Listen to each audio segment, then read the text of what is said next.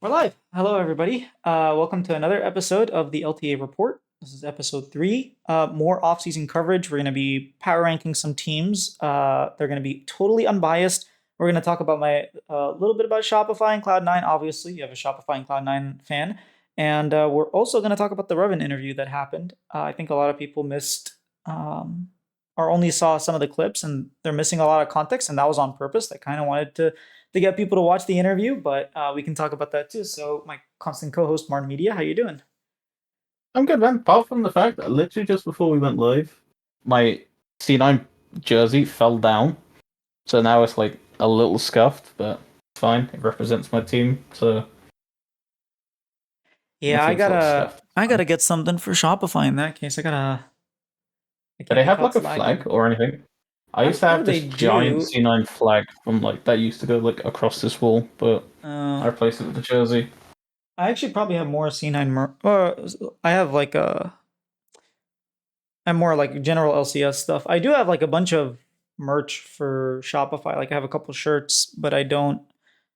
I'm actually wearing their socks right now, but I don't have like a flag or anything. So like one of my goals is when I get a new place, because I'm like we're aiming to get like a so I can have my own office. I have so many C9 shirts. I plan to do like an entire wall of like the past jerseys. Okay. A lot of them are infamous as well because one of them's a Perks jersey. All right. Do you have any like 2014, 2013 OGC9 stuff or not really? I had I can't find it anywhere. I used to have like just the original like white with the blue logo, Oh, okay. and when it had like HyperX at the bottom as well. When they were like known of that for a minute. Some of those were ugly, I will say. They weren't my Hmm. favorite. Let me put it that way. They definitely weren't my favorite. I feel like the more modern Cloud9 jerseys are a lot nicer. Hmm. Yeah. Is the name Fian? I'm sorry. I probably the one that came over from FlyQuest does a like a really good job with jerseys. Oh yeah, I can't remember their name. I think it's Fian or Fiend. I'm butchering it. Yeah. I know I That follow them one's on very Twitter. That's all I know. yeah, same.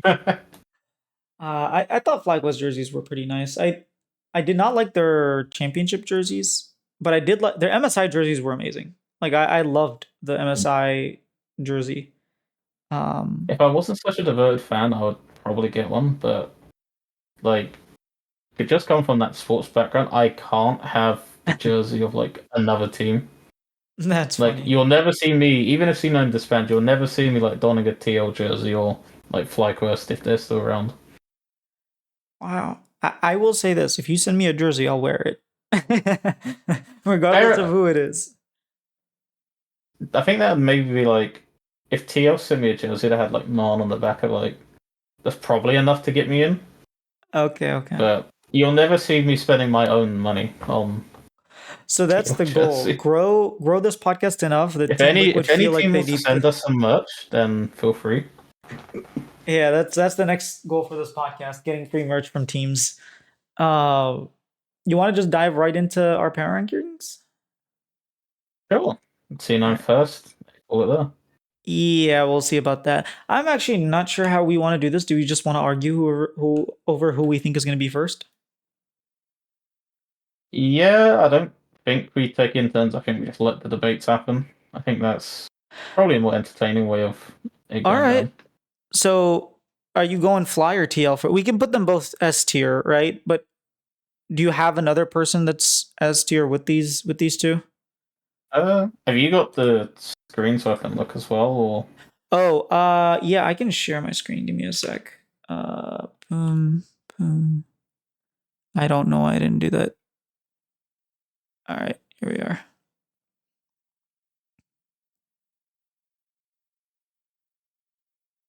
Can you see? yeah, I can see.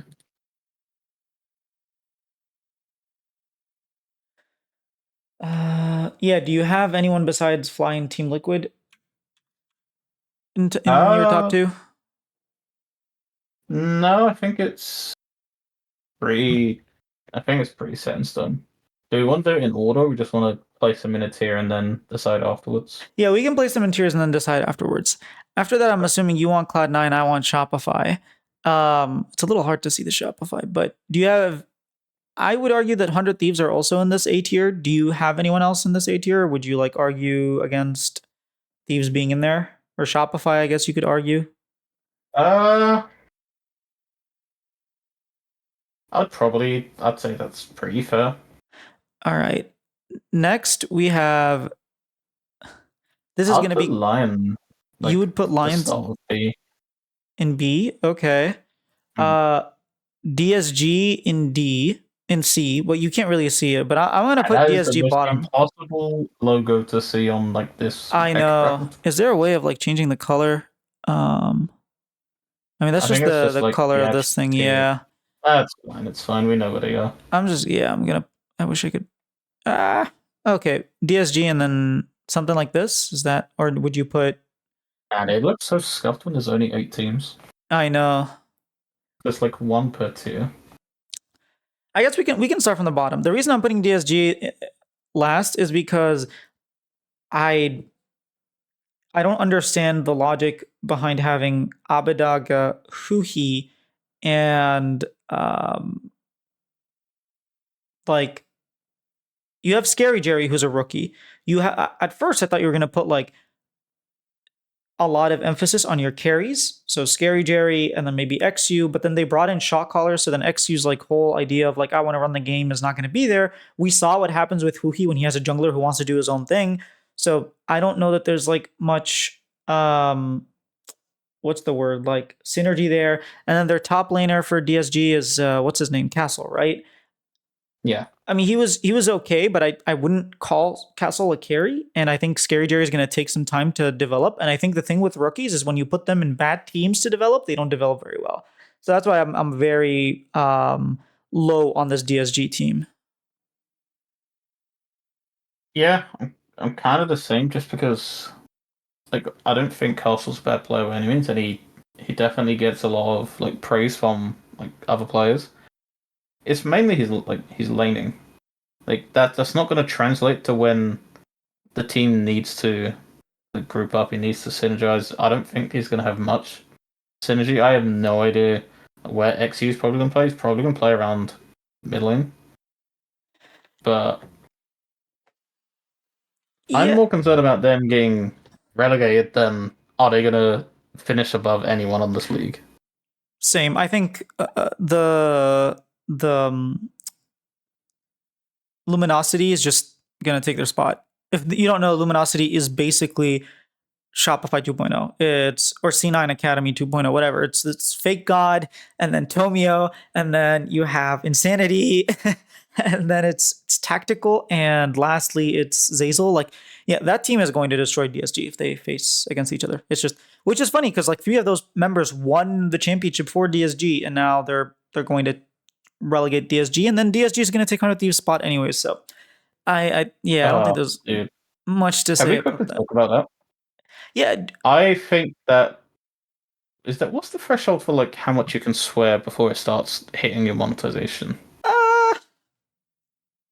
I don't know that. I don't swear at all, so I never had to worry about that. But I think if they were to get relegated but then get put straight back in the league, I think that'd be complete bullshit, even if they are necessary for the growth of the league.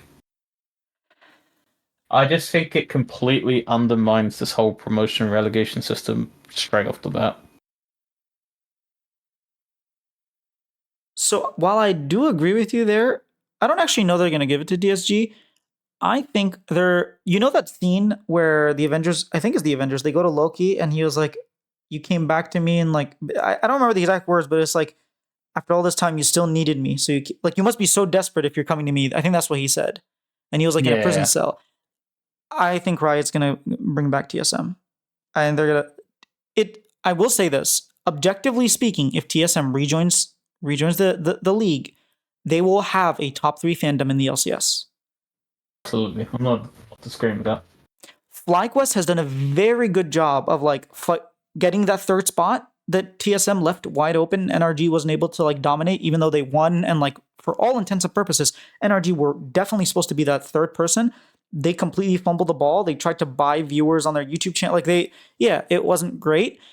And so FlyQuest took it. I think TSM comes back and they just take their throne from FlyQuest. I think it'll be close, just because TSM has had literally like 15 years of esports where they've cemented themselves, and FlyQuest really have only done a really good job the past year, I'll be honest.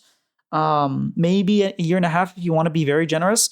But still, like FlyQuest will need time. I think what they're doing, they can overtake TSM, they can overtake Cloud9 and Team Liquid, the way things are going. But just I these think things it take depends time. what sort of TSM you're getting though, because if you look at their other ventures and other esports, I think they let the Valorant team go. I'm not 100. Actually, no, sorry. I think they're coming back, but they're still, even after not getting in originally partnership, they're still flogging around in tier two. I don't know how well their Apex team's doing, but they lost Hal, who's literally the face of Apex. Their CS team is an absolute joke. Like they they've just struggled to kind of, in some ways, kind of like people see like C9 is, they struggle to create their own like teams. Like they're very successful of maintaining like an already pre-built roster, but like I'm scared that they're gonna come in and do like similar stuff to what they're doing on their way out, and like yeah. Yeah, I mean, I don't know who would be running TSM, to be honest, so I don't know how things are, but I did hear the rumors that they were trying to buy the 100 Thieves spot, and Riot really didn't want that to happen. That's the rumor. I'm not saying it is fact, but if that is like somewhat true, then I could see a world where Riot's like, hey, we want that extra average 30,000, viewers. We want to bring back old viewers who stopped watching after TSM left. Like, I could I could see that happen. Maybe you sign a Dyrus if you're TSM. You sign a Dyrus to like an abysmally low, salary like you did last time, and have him co-stream games. I think Dyrus has been streaming more recently. Um, I could see a world where it happens. But yeah, I don't know what's happening with the 100 Thieves But spot. can they financially compete? Like, as crazy as that sounds, could they financially compete with like the top 4 or 5 teams? Because I like, doubt it. are you going to be able to outbuy a C9, Shopify, TL, You don't need to do FlyQuest? that. If you're TSM, you go out and you say, "Hey, we're coming back. We're going to go back to our roots, and we're going to, have an all rookie team."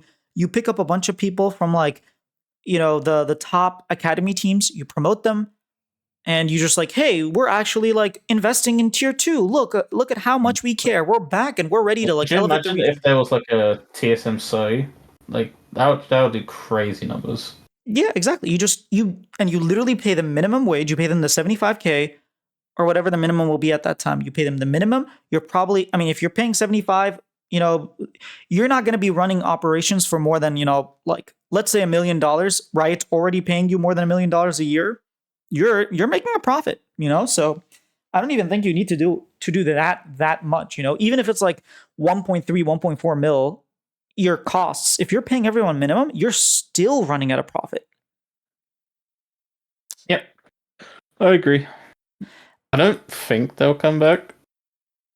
I think it'd be nice to get some more wins over them, just because it got sad in the end Yeah. when they were just like a complete shell of it was, and there was no hype for those games. We were just bonking them on the head, like Yeah. "Thank you, go next." Like It it'd be definitely nice does to hit have different it. when It'd be nice to have the C9 TSM rivalry back in the league, and for Paul on crossover, he finally has his team again. Whether he's happy about that or not. and then maybe David has to become a TSM fan. Oh, could you That's never imagine if they happening. just bought the 100 Thieves roster, like completely, like bought out their entire program? I would feel very sad for David. All right, so we can we move on to like Dig? Yeah, so Dig's roster is top lane Surdy. Their jungler is going to be Spica. I mean, allegedly, right? Spica. Their mid laner is going to be Keen, who they brought in from R7, from Lions X mid laner. Their AD carry is Tomo again. Like this is like some sort of abusive relationship or something, but he keeps coming back Hmm. for more. And then you got Isles. Honestly, I would be down to do something like this. The reason I say this is because their coach is going to be Rigby, and I feel like Lions is going to have some adapting to do.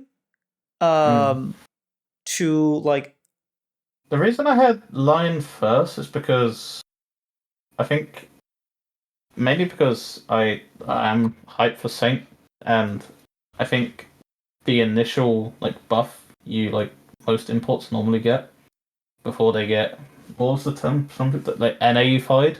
yeah, So like I have a little bit of faith that I don't know anything about their coaching to be fair, but I do quite like their roster and I do like seeing Licorice play. I just feel like their low points, like their support is really bad. I don't know much about like their Henna as an AD carry. I mean, I watched him a little bit. He was okay. Like, I don't think he's gonna be. He's not Berserker. I think Tomo and Isles will probably be better than Lion and Henna, but yeah, that's why I would put it. I'm down to keep it this way, but I do feel like Rigby is a good coach, and he's kind of proven himself. We The one could thing we I'll could say about Lion is I think they they'll likely be practicing against other Latin American teams, right? I mean, So I in think general, North American teams do scrim Latin American teams. yeah, but I think they will maybe they'll try and keep a lot of more things in house with like their own region. The Um, region's dead. There aren't teams anymore. True, but there is still teams trying to promote, right? I still think they do have a tier 2 league that's going to be I don't think fighting for. it feeds into LCS or LTA. I thought it was part of the promotion relegation tournament, like one or two teams from. Maybe, yeah. Yeah. Well, if that's the case, then they're definitely going to be worse than Dig. Like you're not even practicing against the better competition. Mm. So yeah, I think just for now, I'd probably put Dig higher. To be fair, I don't know anything about their mid laner for Dig. Oh, we saw him play. I mean, he was okay. He was relatively good. He was stomping Quid, but Quid had a really bad series, so it's a little hard to. I mean, he was also stomping Jinkedo, which is like the Brazilian mid laner, but yeah, I don't know how much value you want to put in that. So I think it's always hard to like value those teams in a completely different environment because like when you watch even like the LCS teams have much better macro than you've seen them all season, you say, well, why can't you do this when you come back domestically? It never pans out that way. Like it's a completely different environment, completely different practice, completely different like teams you play against. yeah, I feel like Lions has some catching up to do, and they have like okay, they have one North American, two Koreans, and two like I'm pretty sure they're Argentinian. Audi is from Argentina. Where is Lion from? Uh oh no, sorry, Audi is from Peru. I'm crazy. I think Lion is from Argentina, if I'm not mistaken. No, he's wait, where is he from? I'm so confused. Where's Lions from? Yes, Lions is from Argentina, and then Audi obviously is from Peru. So I mean, you have two Latin Americans. So I don't know.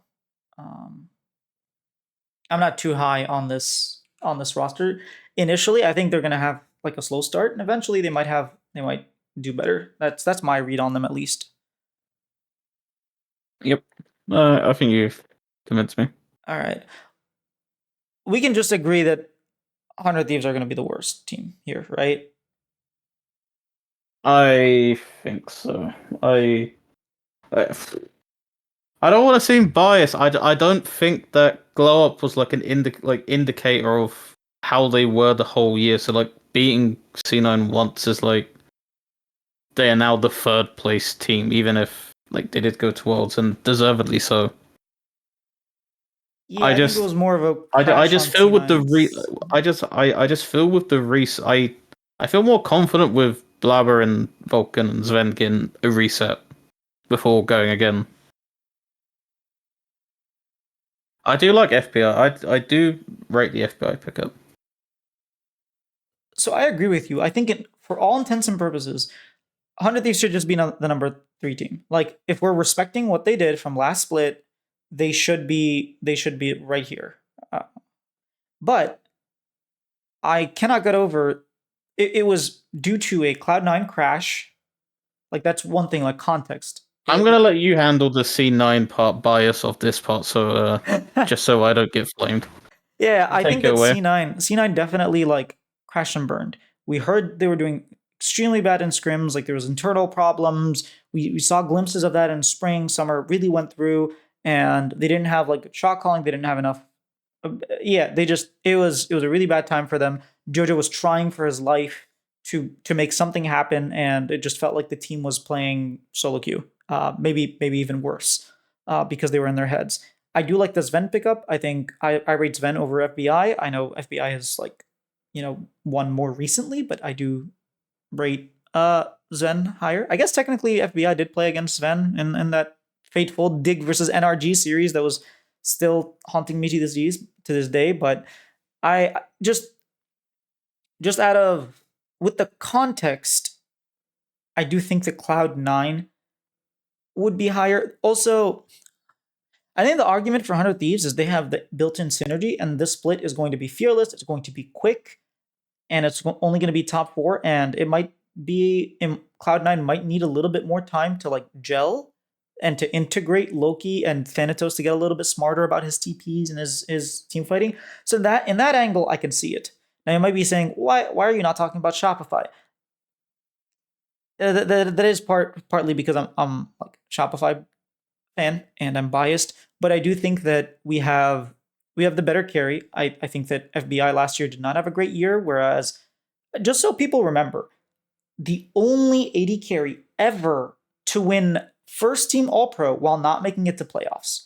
It is very, very hard for an AD carry to look good when everything around you is collapsing. There are KDA players, sure, they don't do anything. B-Boy was doing Did everything. did Liv make playoffs that time with Envy when he won MVP? Did who? Lyra. So Lyra was Lyra was first split All Pro jungler when they didn't make it to playoffs. But I'm talking about AD carry. Ah, sorry. So That okay, completely if you the role. include Yeah. jungles, if you include all the roles, he would be the second. There are only two Yeah. times that this happened. It was Lyra first in 2018, and then it was Bvoy in 2024. So I do think like our bottom lane is actually quite powerful. Seus, people are sleeping on him. Dude, he's just straight up better than Ayla. Like, I'm sorry, Ayla, but he has been the That's best not support in hard Brazil to for be years. fair. What? Yeah. I said to be fair, that isn't a hard like achievement for most players. I'm not. That sounds so horrible. I don't see the glow up. Like I don't see how he's going to improve from last split, Yeah, and where I had him down as probably the worst support in the league. I mean, I don't disagree with you. Support was actually not a bad role. Like it was a bad role, but like there were the top two, and then there was like a big clump that everyone was kind of together. And then I think Hmm. like our top laner, we're not really like last time Fudge and Sniper played. Fudge 3 owed Sniper, so you know Fudge isn't gonna struggle as much as It really depends what Fudge decides. Like, okay. So what does Fudge like? Go on. yeah, so Revan actually talked about this. I made this point to Revan, and I said, look, if you were signing this team in 2024, not going into 2025, you could say Fudge had just won a split in 2023 and made it to the finals. You could say Contracts and Palafox had just won a split and made it top 8 worlds. You could say Seus, our support, had just won 3 splits in a row, made it to worlds and MSI. And you could say B-Boy made it to the finals of CBLOL. You could argue this is a super team. It's just a year late. This is 2025. And he was like, well, yes, the average placing of these teams have went down. But like I picked up specific players because I know that they've done well previously and that people are down on them. And so I could get them for a lot cheaper. If I tried doing this last year, I would be paying like 2-3 times more. There'd be a lot more competition for these players. I wouldn't be able to get them. So while yes, I am getting a lot of like players that have had success in the past, that should be a good thing, not a bad thing. So I do think we're being underrated. Um, I think this team is going to come with a lot of firepower. Maybe, but it's also the case of like, how do I put it? Like, I can't get how badly they played last year out of my brain. Like, that's the biggest problem. Like, if Fudge decides, okay, I'm going to absolutely grind my ass off, I am going to dedicate myself again, because I don't think he will. I think he was kind not checked out, but it wasn't to the same effort. Like, I just if he decides he's going to try and come back and be the best again, fair enough. Because I think it'd be unfair to Shopify if he's just coming in just so he can play competitively. I think you should be looking for players that they want to win a championship, right? And like, not saying it's the most important thing for Shopify right now, but at some point you do need a team that's gonna like win, right? And like, do we think Fudge is going to be that player? Maybe he has been in the past. I was always like a true like defender of him. Maybe up to like last year. Internationally, I'm not even going to speak about him. He angered me to death. Yeah, but He was no like, top laner did well internationally, so I don't necessarily hold that against no, but Fudge. he no, but we had a style that worked. He just refused to play like the supportive picks that would have allowed us to focus on bot side, which was Yeah, because they got at the time our crushed in scrims doing that. It was just wasn't successful. right, but like at some point you had to try it because this was like the third or fourth game in that he was picking Aatrox Fiora, getting Yeah, absolutely I remember steamrolled. Like he that. picked I think it was Aatrox into Wonder's Ornn and got absolutely like slapped. Like I hope Fudge can come back because I do really like him, and like I wasn't absolutely opposed like to keeping him, but it's generally a question on like what does Fudge want to do, right? I think there's no reason to think that he would still be checked out. I think he had his wake up call, and even if he is checked out, last split he was still, or last year he was still top three, even while That's what I being mean. checked Like he's out. not even like he's not even bad. Like that's Exactly. I think that's yeah. He's not a bad player. So even a checked, semi checked out Fudge would be a pretty good. I mean, look, checked out Fudge, if we're calling him checked out, 3-0'd 100 Thieves when he was playing. So there's that. And he completely stomped Sniper. He pulled out the TF top and like Sniper could not lane. Maybe we see a bit more of an unleashed Fudge. Maybe Yeah, like he's a also bit we have more very deep expressive. Like champion pools. Reven maybe allows him to be a bit more expressive. I think that's another thing. The synergy between Fudge and Reven, like the fact that they've worked together previously, the fact that they're obviously good friends, and like he's a I have a little bit more faith that, when you're it's one thing to work for someone else, but when it comes to family and friends, you kind of want to show off the best that you have. You don't want to like let them down, that kind of thing. So Hmm. I do think that we're gonna have a relatively good version of Fudge contracts. Palafox, as long as we get a non-inting Palafox, and Bevo is just like great, and so is Seus. So I just think in terms of firepower, like you're giving me Sniper, Quid, which don't get me wrong, that's good firepower. And FBI, I'm still taking Bevo. Like Bevoy and Fudge and Palafox can easily match up to that. And then we actually have a human support. So that's why I'm putting ourselves. I personally would put us third, but I know you're going to argue not yet. My argument for Cloud9 being fourth and not third is just that Thanatos is not as smart when it comes to like he might be a better laner than Fudge, which we haven't seen them play against each other, so it's a little hard to say. But he did have better stats. So let's just say he's a better laner. He's definitely not as smart in team fights. We've seen him TPing like really awkward TPs or trying to get flanks and just end up getting blown up because he's not like coordinated. I think Loki's going to take some time as well to like mesh with this team. I'm not against the idea of C9 just being a better team in the long run, but I think in the short term, I think Shopify is probably going to come out stronger. And since the split is like very, very short until like the top four go to Brazil, I do think we might have a better shot at just being third. I don't.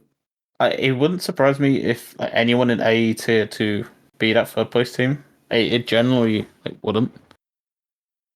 I just have a hard time betting against Blabber, and this is where Okay, my point bias proven. I, probably I comes agree with through. you.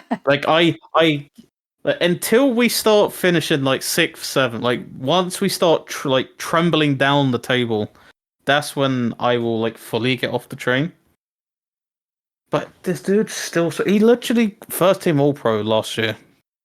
Like I will I don't defend think he this guy deserved it, to be until honest. I think he was it inspired both was. splits. I think it's contentious, but then he kind of like popped off in the FlyQuest series, so I think that's what got him the edge. Yeah, it was more. It was more that In Whippo playoffs, inted like that obviously, like series. inspired obviously showed in playoffs, but No, even in the spring regular split, I think it's just that one. You're right. That one match kind of shaped the narrative. But if you think about it, in Blabber was getting gapped, and it was only because like Whippo completely entered his lane and entered straight up. Like Blabber was getting three quadrants. He was losing three quadrants to one. Like he was only getting his three camps, while Inspired was getting his nine because of like some smart pathing. And it was only because of the like int that Whippo did that Blabber was able to first of all get the kill and get two extra camps that he shouldn't have got and got back in the game and like won the game. So I understand he won those games, but I just think the eye test says Inspired was just by far better. I will say I know stats on everything. I'm not the biggest at just reading out stats, but Blabber is toppling practically most of these stats here on Oracle Elixir. But they played a different style. So like in general, Sure. Inspired and FlyQuest played a more reserved and hey, we're gonna wait until the 25 minutes and we're just gonna fight you better with the skill and comp. So when they don't get early leads, it's kind of understandable. Same thing happened I between say that, FlyQuest and but Cloud9. Like, Inspired has yeah, 20 more kills than Blabber, which is insane. wow. Yeah, and when they did face off against each other, I know this is playoffs, but when they did face off, it was C9 getting huge leads, unable to win because FlyQuest is like, yeah, we're just gonna wait and scale, and they wait and scaled and won. I think not to go down the rabbit hole of that because that gives me a heartache every time I think about that playoffs. But Oh, I'm sorry. I I don't think most players like in that environment getting C9 out of jail in that series. It generally felt like a checkmate. Like based on the comps, it like FlyQuest are playing chess and we're playing checkers. Because I think our coach mental wound as well, and I've seen that before with Reaper. It felt like the TSM series in 2020 where like they were playing Evelyn, Renekton, Nidalee, all that stuff, and then we just decided, okay, we're gonna play Nidalee and Evelyn and see what we do, and then we got slapped. Like I can tell when I don't care what player we have. Could have Canyon. We're not winning that series. Like we were meant. Like we were done. You would have won with Canyon. I'll just say that much. Okay, if he got Nidalee, but Yeah. Anyone else besides Canyon? Yes, I agree with you. All right. uh, I like your counter argument, which is like, I hear what you're saying about Shopify, but counter argument blabber, and I respect it. So yeah, I think I'll go Cloud9 third. Now the question is, FlyQuest or Team Liquid? Who do you have first? oh, this is so hard because I think it's. I think context is really important with this one, and it's just there's so much unknown with TL because I don't know how these players are going to react to remote coaching. It's completely different to like it's. I think it's the Vega V2 theory, isn't it? It's like what value does a remote coach bring versus when you're in person with this team and you're talking every day? You have them. I know you can probably be on call whenever the players need, but it's so different having them in person to having like talking through Discord. Well, the So major difference is they've actually done this before, and Spawn is the head coach, not the strategic coach. So I think with Vigar V2, he's like the strategic coach and not the head coach. So I do think that does make a difference. right, Like a and bigger difference in your side. I'm saying it's like probably more of like missing out. But in oh, I did not mean to move them there. In like Team Liquid's case, they actually just got another coach for when Right. Spawn is away. So I think they're trying to cover up for that as much as possible. I think the one I love how TL communicates. They're better than any other team in the league at talking about their coach and stuff, and like how Core like already knows the system. So when they brought was it Swiftler or Swiffer, whatever he's sorry, Yeah, I'm butchering. Like him and Core had these conversations about how the team plays, and it's like, I please can we have every other team have like a team captain, someone that like understands the value of this team, like, and the coaches and Core like bounce off each other. I love how they communicate about their coaches and like literally the TL systems. I will say I made a whole video on like Team Liquid, not Team Liquid, the TSM fan that emailed every single one of these orgs, be like, hey, can I like why should I be a fan of your team? And when talking about Team Liquid, they actually said like we're very transparent. And I was like, Team Liquid are the most transparent team. And then I did my Yeah. interview with Reven, and he was like, oh, I'll tell you exactly what happened. And I do want you to watch that interview with Reven because it literally is the most transparency we've ever gotten. Like if you think Team Liquid are transparent, I think you're going Yeah. to be surprised by how open Reven was with his answers. Hmm. And I think that it's important to show that the head coach has the keys. Like I think it's really important to like a league program that there is a clear structure to the team, and it stems from the head coach. So having said that, Team Liquid or FlyQuest? Oh man, FlyQuest. That's a safe answer. The reigning champions, they deserve all the respect. Like just through sheer respect, they had like Masu had an insane glow up. Busio's playing much better. They've retained their entire coaching staff. They have like Quad is an amazing like talent that they picked up. He's definitely showed up. Willingness to play things like non-conventional things as well. Inspired is, in my opinion, should be the reigning MVP. And you know, Bwipo is Bwipo. Impact did not have a great Worlds. I will say that he struggled. I feel Whether like it we've was said Team that Liquid. like that's a recurring theme with like I think people are upset that why do you keep sending Impact, but then there's no one to challenge him. Okay, here's the difference. Here's the difference. The difference is in 2023, Fudge was losing to top tier, like the best in the world. He was losing to the Shy. He was losing to like these best top laners in the world.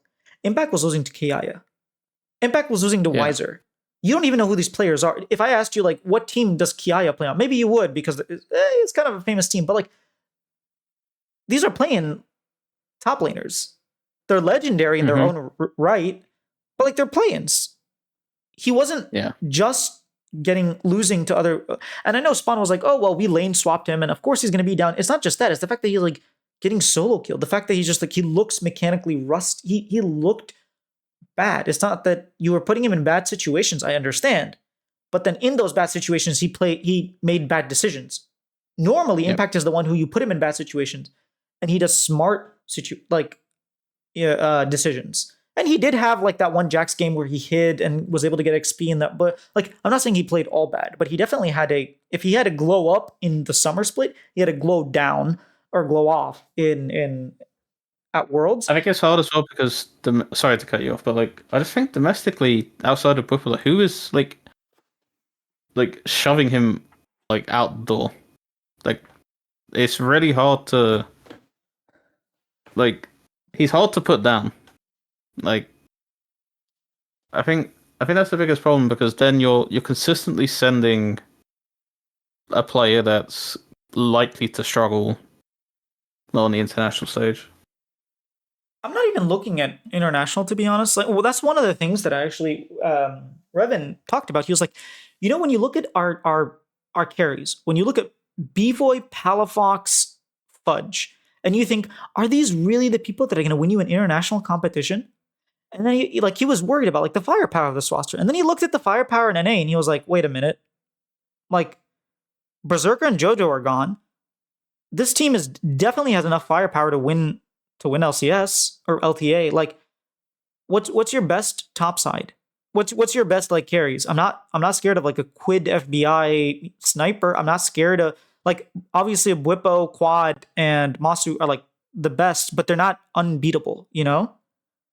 Hmm. And so it's like if we're just looking at if we're looking internationally, sure, we might not have enough firepower. But if we're just looking domestically, I kind of agree with him. We lost a lot of our North American firepower. Like people will joke It's on the JoJo, but Niski paradox for me. So like 2019, like we knew that like going in, Niski's just not good enough. And to be fair, he was going up against Chovy, Caps, and uh, who was it? Hong Kong Attitude we faced, who played freaking. They played Garen Yumi against us, and we played for like 65 minutes. oh my god. Wait, was this 2019 really? Yeah, this is the 2019 one where this was where Licorice absolutely mental boomed on Sneaky Zazel. Yeah, I because will they never walked up. forget Yeah, this. I remember now. They walked up in Yes, like because we were 65 we were minutes. kicking their ass. We were kicking Griffin's ass because we played that Sona Tarek bullcrap, and they had no idea what to do. And Licorice was playing the split push Fiora, He was winning the and then game as yes, Sneaky he was was one inting. v Yeah. nining, and then they just walked up, died, and we lost the game. And then he's like, "What's the point in playing?" Yeah, that was sad. Um, We didn't get a single NA team out that year. I mean, even if we won that game, Griffin absolutely turned on the afterburners in week 2, so it wouldn't have mattered anyways. I know, but like I just feel like it was very sad. Team Liquid went 3-3, and then you guys like completely Also, crashed and like, burned. unironically, like a solid performance in groups, considering like who didn't TL have IG and Damwon in their group. Yeah, they did. That's what I mean, and we had one of the finalists and the Korean team that was mental booming everyone in 2018 like in scrims. I think, yeah. Anyways, what was we talking about? I So completely yeah, forgot. I was gonna make the argument for Team Liquid first, despite the fact that every single indication should say FlyQuest. And my argument is very simple: the game has changed. The game has changed. Hmm. There's more like early game advantages that you can get. I think Team Liquid were very disciplined, whereas FlyQuest were more creative, and FlyQuest like to scale and play for the late game. And I think this is going to affect their style. I don't know how much it's going to affect, and I feel like it's not going to affect Team Liquid as much because they're more coordinated, if I had to say. And yeah, I have more faith that Team Liquid will be able to like week in and week out not give up all these new objectives and secure the things that they want to secure, find really good team fights and win the game before FlyQuest can get their 30-minute Baron and like turn the game. That's basically it's like, hey, the game has changed. If the game didn't change, I would still favor FlyQuest. I think that's the right thing to do. That's the logical thing to do. But the game's changed, so I'm giving it to Team Liquid because I Yeah. think To be fair, it's their early game is significantly better. I will give you that. yeah, it's a nerf Like, for across the board, FlyQuest. it's not even. Yeah, we spoke about that in the last episode. Uh, I'm, I don't like doing this based off just like one player, but like I always had this mental battle with who I want inspired on C9. Like prior to 2024, right? Uh huh. I just thought like these teams are like they just collapse. Like at one point there will be a collapse, and then there wasn't last year. So I'm willing to give him that like you've now earned your flowers. So, Yeah, but no, the early that's game fair. does. The early game is in TL's favor. I will give you that. Yeah, I just think it's rather than a buff to Team Liquid, because I think everybody's gonna have to figure out what they want to do now. Now with like the different, bounty systems and whatnot, you don't get first blood anymore, like gold. Instead, you get like the feats and stuff like that. I just think it's a nerf for FlyQuest's playstyle. And who knows? Maybe they come into 2025 and they're the best early game team. But until we see it, I'm not gonna like pretend that that's the case. So that's why I'm Also, making the shout out argument to for team. Masu for winning Rookie of the Year at the League Awards. I don't like awards that are given by fans. I will say, just in general, like I never really cared Mhm. much for awards that are given by I fans because it's a I popularity contest. hardly I hardly watched the esports awards when it was a decent thing, and not what it was now.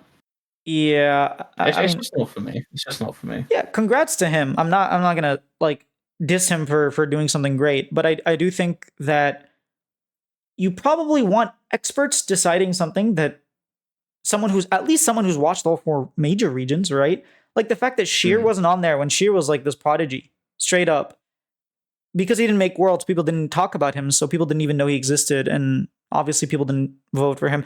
Again, like I'm not against giving a popularity award, like the most popular player of the year, but if you're going to have fans vote for who is the best, you can do that. I'm just not going to take it seriously. Just Yeah, personally, my same. own, like, I know other people disagree, and that's fine. That's cool. It's just my own personal, like, bias, I guess. I get you. I get you. Yeah.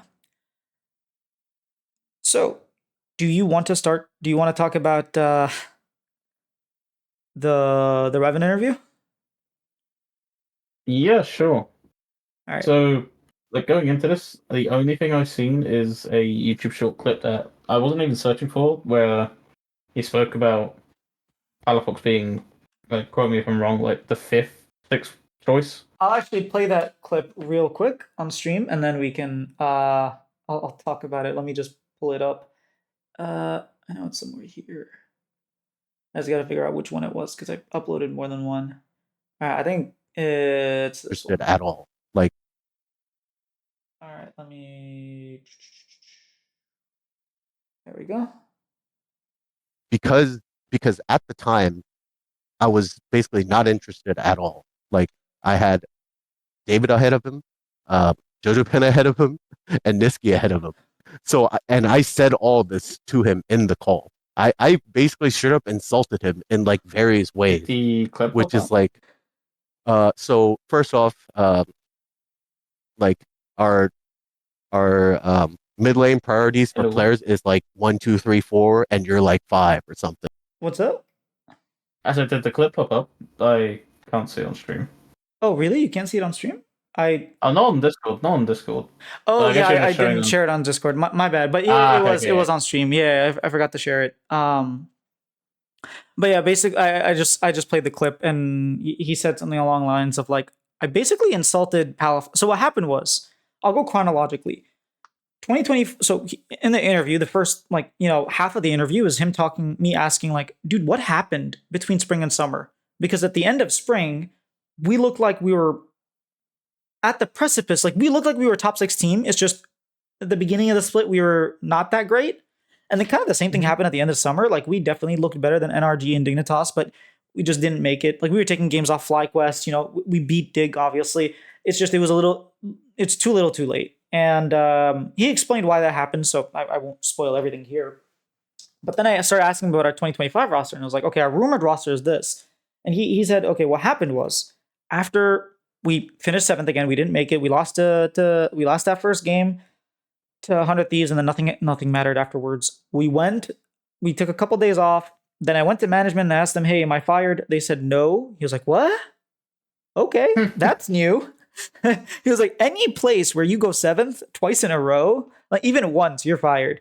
But they trusted in me, so I really very appreciative of that. After that, we started like, we signed, we looked at Fudge. I think it was like relatively obvious choice for top lane.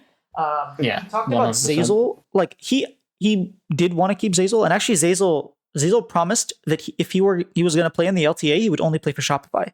He told that to Reven. He was like, "Look, if I'm going to play in the LTA, I will only play for you," which is really cool to Well, see. technically, he's going to play for Shopify next year, right? When Luminos, Luminosity come Shopify out. 2.0. Yeah, apparently he was homesick and he didn't want to play LTA and he wanted to go back home.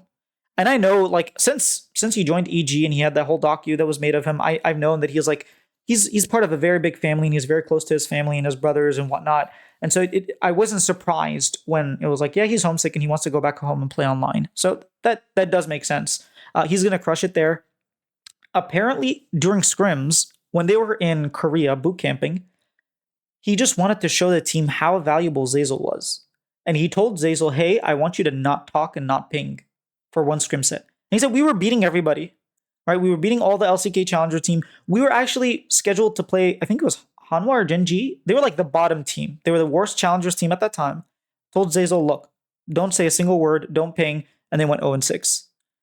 And he was like, do you see how important this guy is? Like, his comms are very, very important. So he's like, yeah, we wanted to rebuild around our bottom lane. And unfortunately, Zeyzal like didn't want to resign. So we ended up getting Seus, who has been the best support in Brazil for years and years and years. Even before he won, like he's been that good. Think of Doublelift before he started getting his trophies. That kind of thing, you know? Yeah. And then with Boogie, it's not that they wanted to change Boogie, but Shopify kind of has this thing where it's like, okay, our first year was like us really testing the waters, learning how things work, making sure we have all the structure, and now we're like trying to build for the long term, right? Year 2 is the year like our true start, you know? And they're signing everybody to 2-year contracts. And with Boogie, the whole thing with the military and whatnot, he might be able to play for 6 months or a year, but we weren't sure if we could get him for 2 years. And so I was like, okay, well, now we can't keep Boogie because we're trying to build something long term. So then they pick up contracts. It was like obvious. With Fudge, he actually said everybody is like thinks that Fudge is absolute garbage, and Surdy is like the best thing, is like Jesus on earth. And he's like, look, Fudge is 22, Surdy is 22. People just think Surdy is going to be better because he's a rookie, but in the same amount of years, in 22 years of living, Fudge has 3 championships. He's been to MSI. He's made it out of groups at Worlds. He has way more. I mean, he's been to like he won actually 4 championships. If you include Oceania. Like he's done a lot more than Surdy has in his like 22 years of living. Right, and then for some he reason, does have the experience factor. yeah, and for some reason, people prefer a rookie when for Reven, it actually makes more sense to have a player that is relatively young and has experience rather than have a person who is relatively young and no experience. Like the experience is a plus, not a minus.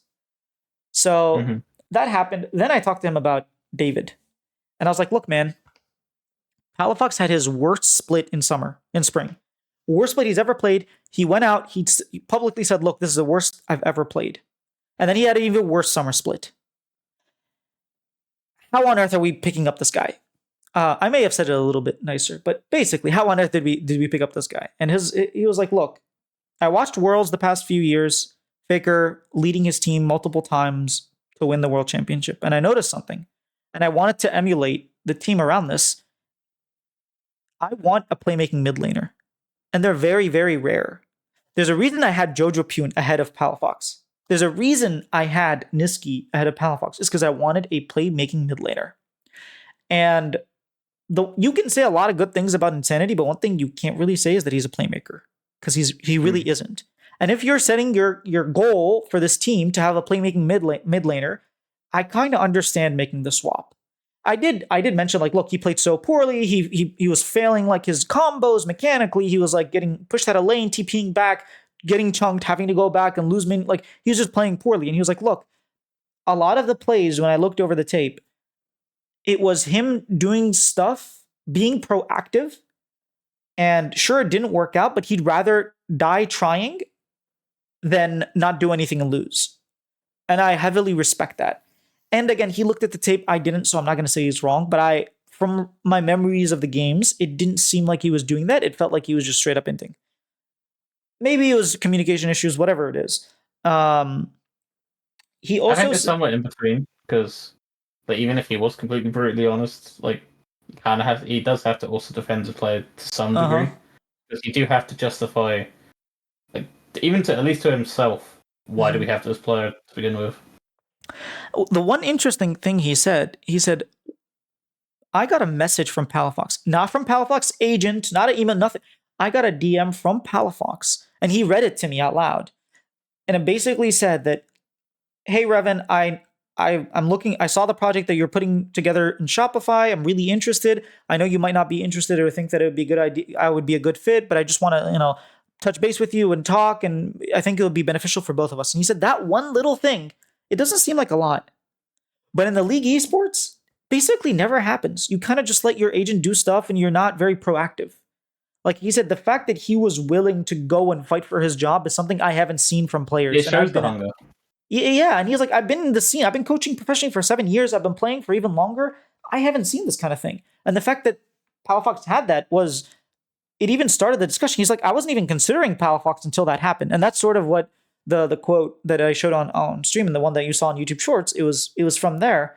It was like, yeah, I basically insulted him.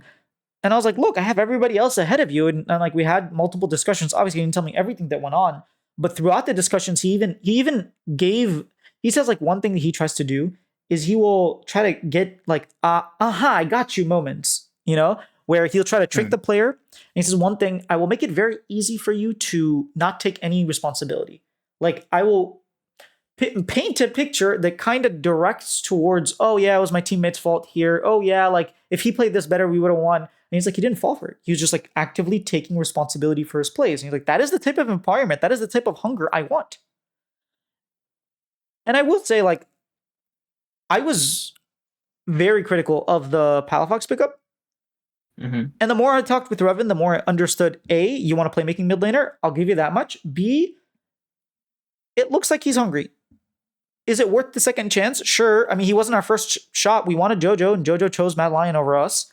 We wanted, Niski, and Niski chose to not play over us. I mean, it sucks. It's funny, but it is what it is. And so, yeah, we ended up sticking with Palafox, or we ended up going for Palafox. I can respect it. I'm a little bit more confident in the team. Another thing that I asked him was like, look, we lost Zazel. We lost our main voice. Boogie was another voice that we lost. Who's going to shot call in this team? Fudge is really smart about the game, but he's not a shot caller. We know that.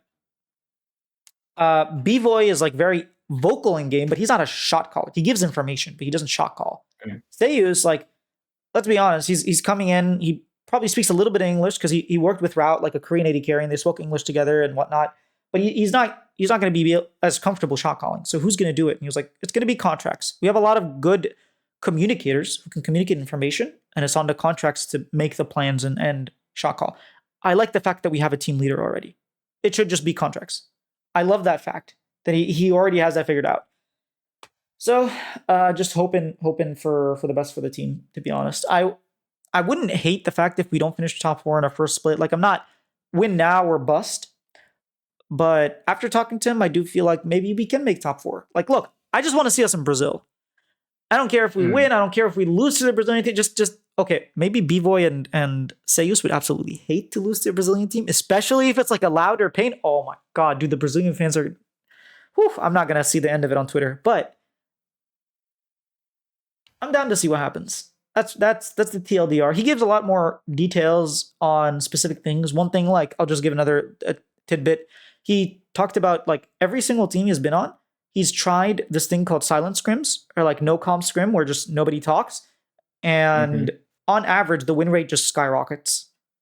Everybody plays better with no pings, no communication. And I was like, whoa, I thought you were going to say on average, people just go 0-6. Like, we just lose every single scrim. So he's like, no, we actually do better. And so that was interesting to hear. So I don't know if you covered it in your interview. The one question I would have for Reven is, how do you reignite the championship mentality in a player like Palafox? Because he was someone specifically that I really had a gripe with when NRG like collapsed in like spring. There was no mentality to defend their crown. It was like, we've won, cool, like that's it. And like, how do you get that back? Because it's very, very difficult, and I don't know how because I think that sure, if you take this squad back a year, you're looking at players that can compete for championships. How do you reignite a player that has fallen so far? I think contracts a little bit. I think he'll played absolutely fine. I'm not worried about him fudge. I'm not worried about him. Same as your bottom lane. It's generally your mid is going to decide: are you a top three that are showing like, look, this is why NA needs 3 seeds instead of 2, or are you just middle of the pack? If you can get, sorry to cut you off if you just had to speak. If you can get a really hungry, like motivated, like Palafox that knows exactly what his role is, he's back, he's got everything under control again. Who knows? Top 3 is definitely like, achievable. So I didn't ask him, and the reason I didn't ask him is because I felt like that was more of a question for Palafox during like the media day. Like that's one of the things I planned on asking him. I was like, "Look, you sucked. How are you gonna not suck?" I won't ask him it that way, you know. Although Palafox is pretty chill, I think he wouldn't take it badly. I think the viewers might take it a lot worse than Palafox. But yeah, it's just look, you didn't have a great year, and as a Shopify fan, I'm worried. I'm like, we're one mid laner away from possibly being top 3, you know, and maybe even fighting for that second spot at Worlds. Like maybe. And it's no secret that we would have preferred Jojo Pewter or Niski. So like, what are you gonna bring? Where is your motivation level at? Where is your drive? Because I want to see it. And like to Reven's credit, I think he does a good job at judging that, especially with the fact that like, yes, Palafox was the one to reach out. Palafox like clearly showed a lot of interest and hunger. I just would like to see what ends up happening. Could And it would also like to be a ask them. case is they went with what they could get after like Niski broke the verbal agreement? They had Insanity. They had David. They could have kept him, but they wanted a How do playmaking you mid think the laner. roster would have performed if he had Insanity instead of Palafox? That's what I was saying. I was saying like, hey, just keep Insanity. He's good. We saw what happened when he was like on a functional team on TSM in 2023 summer. Like he almost won. I know it's almost, but you know he was one play away from beating Jojo Pyun EG. Everybody was expecting a 3-0. Even Jojo Pyun was like, yeah, we're gonna 3-0 these fools, and like they barely won. Yeah. And then, you know, Dignitas, sure, we misplayed. We lost against Dig in a 5-game series as well. That sucked. But again, like, no one expected us to even be there. So not only did we make playoffs, we pushed like the MVP, the reigning MVP in Jojo Pewd, and he was solo killing him in lane, and he played quite well. He's also very versatile in the champions that he plays. His Graves mid, his Sejuani mid, like Zac mid, Sion, like all these Jin mid, Jin Sanity, you know? Yeah. So I do think he's a good player. I don't think he's bad. I think he's going to make it in. You know, he's going to play on Luminosity. He's going to win the split, and he's going to win relegations, beat DSG, take their spot, and I'll be happy for him. But I just don't necessarily. If your goal is to have a playmaking mid laner, I understand why you switched off of him. Yeah, and I'm really glad that I he think came out and that's said that. also. I think that's important. It's like back to the point I was making earlier about it stems from the top. Like, if Revan wants the team to play a specific way, you need to go out and get a player that he does fit that bill, even if it's like not third, fourth, like is fifth choice. I think that's what's disappointing me about Shopify in some ways. I know Niski, like you can't help if Niski breaks your verbal, but like you need like go out and secure Revan's number one. Like I wanted them to make a statement in that way. I think Fudge is an underrated pickup, even though I know C9 fans are very down on him. That's fine. Like I'm not going to defend how he played. I thought he was abysmal in playoffs outside of the game against Sniper, ironically. But like I wanted them to go out and say like, right, give Revan his first choice because like it happens in like my team for like sports. Like our managers would just get their fourth, fifth options, and they're not good. Are you a Liverpool fan? No, I'm a Man United fan. Oh, even worse. Okay. No, it's just because you guys played recently, and I think you guys lost. If I'm not mistaken, Yeah, right? last Yeah, night it was I watched the game. Yeah. tough. But yeah, I think obviously Jojo was very hard to get. but I I'm would sorry, have one more liked thing. them You to. guys lost. That was your 6th game in a row. Because I remember your manager was like going into the camera and being like number 6, and I was like, No, "What is going on?" that's Man City, Manchester City. Oh, you're Man They're the United. yeah, Oh, okay, okay, okay. yeah.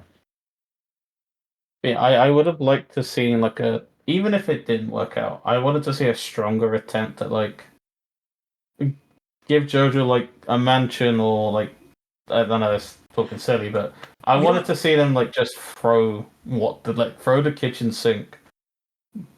I actually don't want that. Mm. Okay, I'm in a very unique position where I think we don't necessarily need to win. We need to build brand. And building brand. So this is something that Joe Marsh said on in the interview with David. He actually said like, look, there are many teams who have even won worlds and still not financially like in the green. They're still in the red because winning Mm. doesn't solve all your problems. You think it does, but it really doesn't. You have to build brand, and I very much appreciate the fact that someone who's won is saying this. I know some people are like, oh, well, you're winning, so you have no idea what you're talking about. You have it easy. You have Faker. It's like, no, even with Faker, I have to do all these things. So I think that with Shopify, I want to build brand. When the brand's there and So you that was win, actually my question to you is like, what is their like brand? Because at the moment, at least to me, like maybe like I'm completely wrong and it'll upset you or whatever. I feel they're a bit like bland. It's like a steak with no seasoning right now. Like I don't know what I'm. That's a weird analogy, I know, but like I don't know what I've got right now. I know they are very successful in Valorant with their game Tier 2 changers. team and Game Yeah. Changers team. But like, what's their brand for League? So they're supposed to be rebels, right? That's what we're called, the rebellion. They're supposed to have that like that feel. And I will be honest, this is something that I've went back and forth with Shopify to understand for a very specific reason. I want to push that brand forward. So they didn't even have this written, by the way, until like halfway through last year. But we are like their about says we are Shopify Rebellion founded by longtime fans, which is true, veterans players, and builders. Our strength lies in our shared yet differentiating passions. We believe in doing better and doing everything we can to get there. We are North American born and powered by dreams. I don't know what that means. The brand here's my one of my issues. I want to create a brand of rebellion, Mm. of like not being okay with the status quo, of going against what everyone is saying, of like just Being different. fighting back. Yeah. And I want that to show in the content we make, in the way our players talk, in the way we brand ourselves. And I want to make that happen in my own content because I am planning a show called Welcome to the Rebellion. And it's going to be like, oh, we're doing things different. You know what? You're playing your snarky little Oriana, Syndra, like Azir. Guess what? We're playing like freaking Maokai mid. Like whatever it is, it Trust might not me. even be that. It might even be like our. Fudge will get you there. Because when do you remember the comment he said, "Don't worry about the rest of NA. Look at us." That's exactly what you're talking about. And then he got absolutely the fans absolutely dunked on him, and rightfully so. We also went out the same time as everyone else, but like the thing is, I kind of like that, and I think it at that time it served our villain arc, and I think you're probably gonna get more not dislike, but you're gonna get more traction from like fudge quotes than like fans, if I think, because I think Fudge will say a lot of things to rile people up. I just want to be very careful not to build a brand for Shopify that they don't necessarily want. You know what I mean? Like my plan is to be like when I'm making these shows, be like, you know what, we're playing against Cloud9. We don't care. We're the better version of Cloud9. We are rebelling against like they've always been up to like my idea is my rhetoric and the way I describe Shopify is we're these punks, these kids, these teenagers who are spray painting walls and like doing everything opposing authority, basically. And the authority being Flycus Team Liquid Cloud9, right? Those are authority, and like we're going against everything that the LTA should stand for. Obviously not legally. So, like on the jerseys, like you could have literal like spray tags of them cussing teams out. So, like on the arm, have C9 sucks. And That might be a like, little too much, but that would be that. I mean, I'm gonna did message you imagine their like walking guy. out and it's got like all like every team on there, and you're just cussing them out like TSM06 and Um, TL never makes out of groups or like something like that. I will say if you look at some of our where did I look at media? Like if you look on the Twitter page and you look at some of our media, you will notice like we're using. It looks like things are spray painted. Like I'll share Oh, my the screen. one biggest gripe I have with your organization, please just make a league only, like, because I I've don't been want, begging Raz for made that. this point, I don't want to see their Rocket League, or I don't know what other games they're in, but I don't follow them for that specific reason. I've been begging. I don't Because follow because Shopify. I'm not subscribed to them. Like I don't want to see any of their other games. I want to see their league. I agree. And those are some discussions I'm gonna have with Shopify and be like, hey, look, this is the image of Shopify rebellion in my head. If you guys have a different interpretation of that, please let me know because I'm going to be building up you guys that way. And here's the thing: if they come out with like their own content and their own like pieces and stuff like that and show it that way, I will adapt. But as Mm. long as I may or may not have a bigger face than Shopify right now in League of Legends scene, I kind of need to know. That's the thing, because like someone on Hotline League was saying as well, like they don't really know what Shopify is right now. It's just like it's like bland. Like there's like not much going for them in terms of like brand identity outside of like what you just said, but I haven't really seen that reflect in how the players or how the staff or whatever communicate. Yeah, I hope so. Like I would love a piece of content like when they announce the teams. It's just like Fudge spray painting a wall and like with You Thanatos could drawn on it, and literally, just like a big you could X, you know? literally, yeah, you could. Did you get that from like the? Did you ever watch wrestling back in the day, like the NWO, where they would spray paint NWO over people, like literally? No. I mean, it was a terrible time for wrestling, but like WCW, they had this group called the NWO, who's like this outcast, and what they would do is like they would have like the other guy who's unconscious, they would spray paint in black their thing, and like when one of the main guys won the world title, it was the gold title, but then they had NWO sprinted on the title, so you couldn't see a single thing. It'd be cool to like you could what you could do if you let's just say Shopify beats C9. Like literally get the manager to come out with the C9 jersey and spray paint SR on it. Like I don't think it'll happen personally. I think I just don't know what they're gonna do, man. Like I mean, I will say I will do that stuff. Like I will order a C9 jersey, I will spray paint it, and I will wear it for my content. And I will make a video of me spray painting it. And look, if we lose, you could order a Shopify jersey and do the same. mm-hmm. Uh, but yeah, I think that I really want to build it this year. And I think, okay, from my talks, without giving away too much, they seem that they have some sort of vision that they have and they want to build it. Now, Yeah. we just kind of have to wait for things to be announced before I can like learn about what they're trying to do. And Yeah. there's only so much that I can do. You know, I'm a one man army, and like Shopify isn't my whole brand. It's like a big part of it. But at the end of the day, I do other stuff like this podcast, like interviews and whatnot. So Mm-hmm. it's going to be fun. I think this year Shopify will have a FlyQuest arc, regardless of whether we win or not. I think our content's going to be great. If it's not, I will make sure it is. Like I will put in that extra effort to make good Shopify content, kind of like what David did with 100 Thieves. Like David's content about 100 Thieves was better than 100 Thieves content about 100 Thieves. So 400 face content. Like it was only David. It literally the was three only episodes David. that they came out of the heist, come on, man, they got No. three. David does like 3 in a week. I Like come know, on. I know. Yeah, so that's the direction I have for Shopify.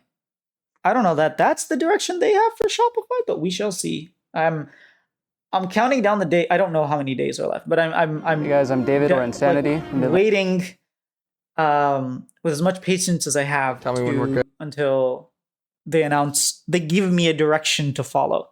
Because I think it's cool to have like FlyQuest being this charitable organization that works with the scummiest of sponsors. Sorry, I just have to pull that out for NZXT. I really genuinely think they Oh, just did you didn't not know. see their thing today? What thing did it? Oh, the chatbot. Yeah, they're making like an AI like Uh, chatbot. I know people are gonna hate it. Like they came out with a mascot with two mascots. People didn't really like latch onto it.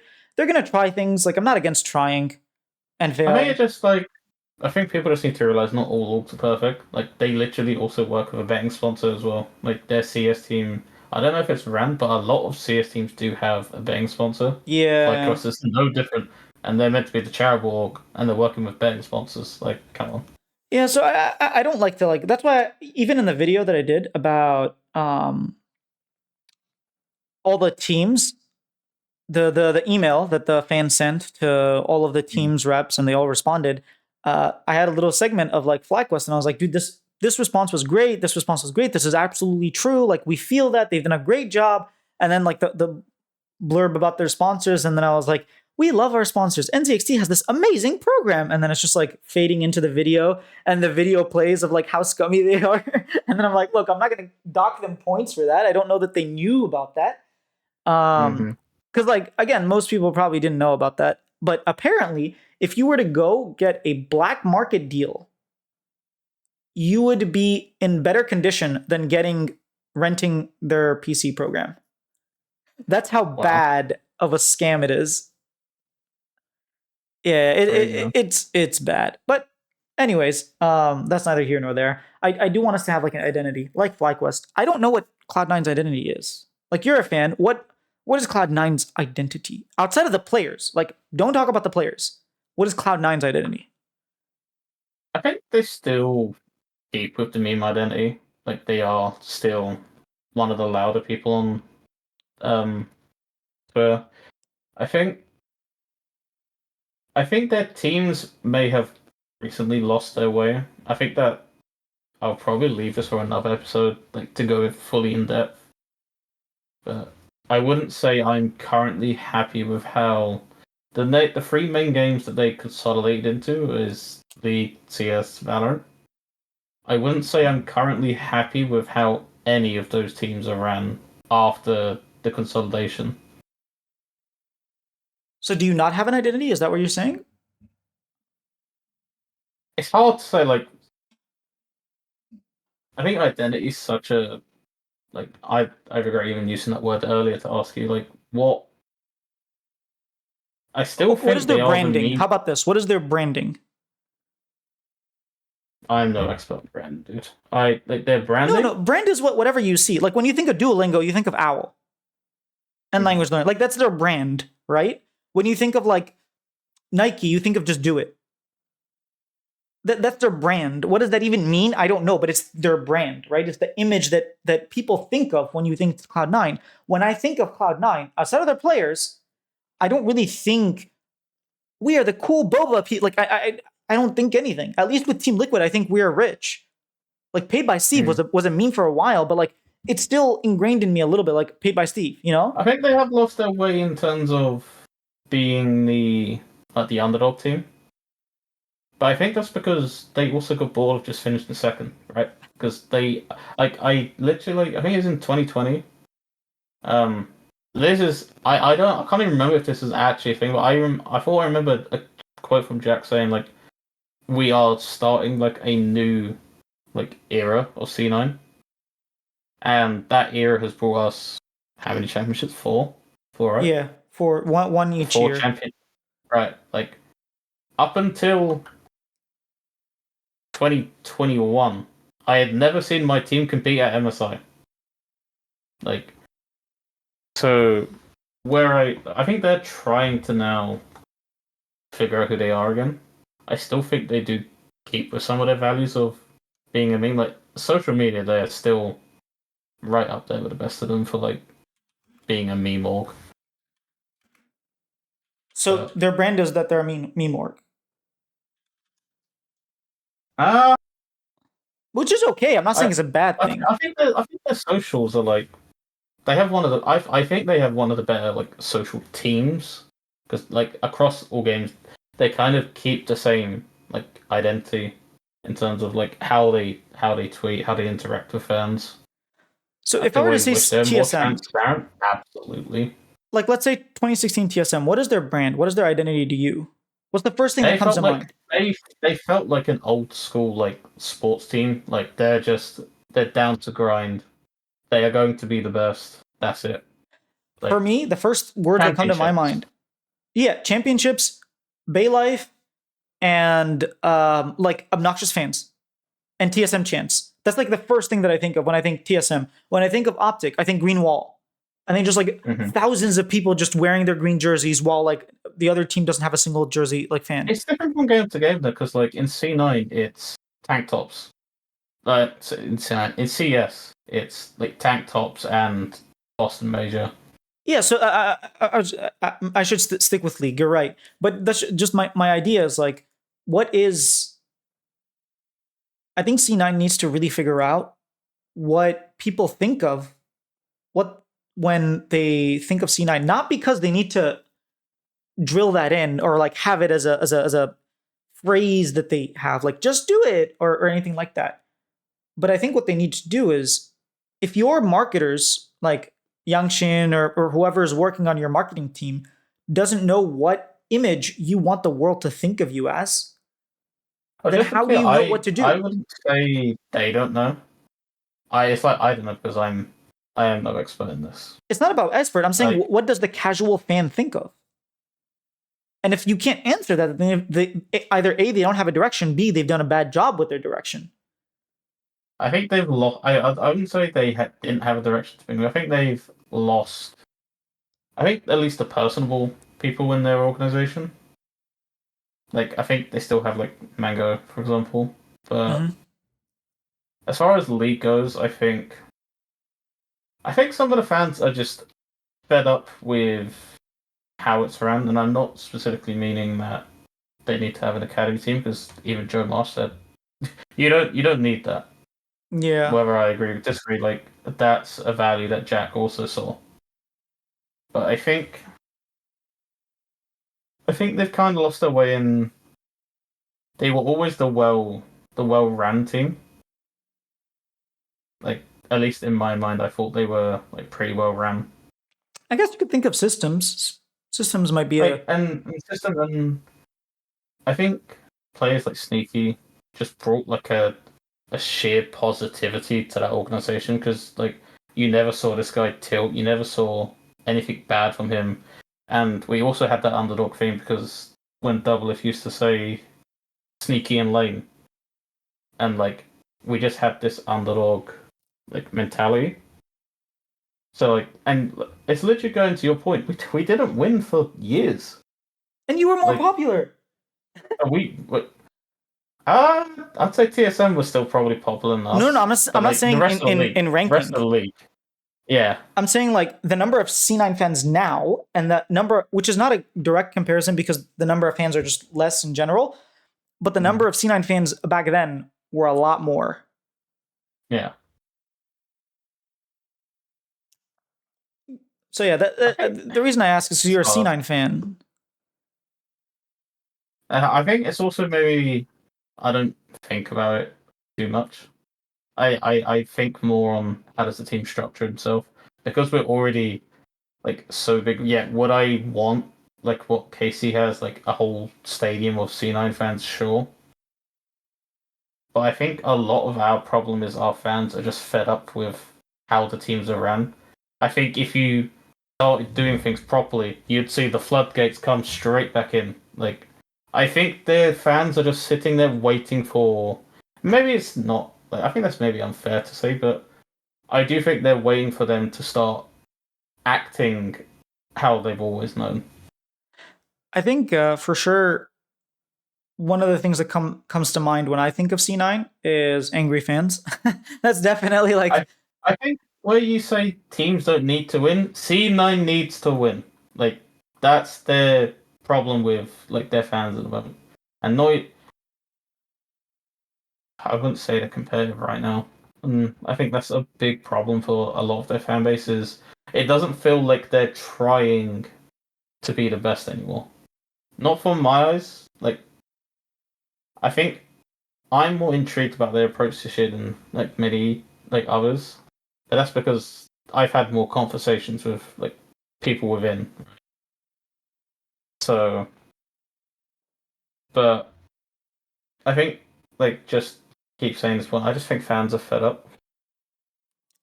Like, yeah, go on. I definitely want to create an environment for every team, ideally, but at least for Shopify, where winning is not end all be all. Winning is not what defines the brand. Look, I Yeah. want nothing more than Shopify to win the split 2 so that we can make it to MSI. I want nothing more because that would mean like that would be amazing opportunity. We could get seemingly you involved, we could get all our content, we could get so much content out of that. And I think of it from a content perspective, like, even if we don't win a single game and we pull a fly quest, like whatever, you do you. I would love for that to happen, but even if it doesn't happen, I want us to be the organization that's just like, you think of spray paint, you think of rebels, you think of like going against the grain when you think of Shopify. And hey, if that's not your brand, that's fine. Not everybody likes Nike. Not everybody likes McDonald's. Whatever. Like, it is what it is. But at least have something. At least have something that's not, we win all the time. Like Steve with Team Liquid for the longest time is like, we are based on win. Like, if every team is based on winning, not every team can win. Like, that's just bad branding. You're doing something that is a low percentage chance and a low probability instead of doing something that is 100% in your hands. Because you could put a God roster and then someone could put like, God X2. You could put like 4 pieces of Exodia and someone could have 5. Like, it is what it is. Yeah. It is a good point about Sudan. I actually didn't really consider it. And like, I think if I had time to go away and probably think about it, I'd probably come up with their answer, but this is what I kind of want the podcast to be anyways, is like to keep us on our toes. Yeah, you So, shouldn't like, need to I'll spend shoot time it. thinking about it. It should be the first thing that comes to mind. And unfortunately, with Shopify and C9, I'm not like innocent of this. We don't have that, and we need to develop it. And like, I think this year is a pivotal year for us League to of do Legends that. specifically, I don't know what we are anymore. Like, in terms of like, what are we? Like, what content do we want to do? Like, what's the vision for? Because as far as I'm aware, this team is long term. So, like, what are our plans nowadays? I don't know. I wish I had the answer for that, but I don't know. Anyways, I don't Yeah, I want to don't harp know on either. too much on this topic. Do you have anything else to talk about for this episode? No, I think we covered like, pretty much everything. Like the branding stuff was actually a topic I did want to bring up. Joseph But Lee, the developer, says that C9 used to be the underdog best friends that have potential, which is true. It used to be like being a C9 fan used to be cool, especially in like the 2016 when they like were like getting rid of a lot of their. They got rid of High and they had to bring him back and whatnot. And like they had like Impact, who was like top die. They just felt like a really cool org. and to some degree, I can't fault them for like you're not the underdog when you're winning, right? Like Yeah, he said now it feels like like they're the they high they performers. they fell in not fell into position, but like with the demise of TSM, TL fell off a cliff. FlyQuest weren't bought out yet.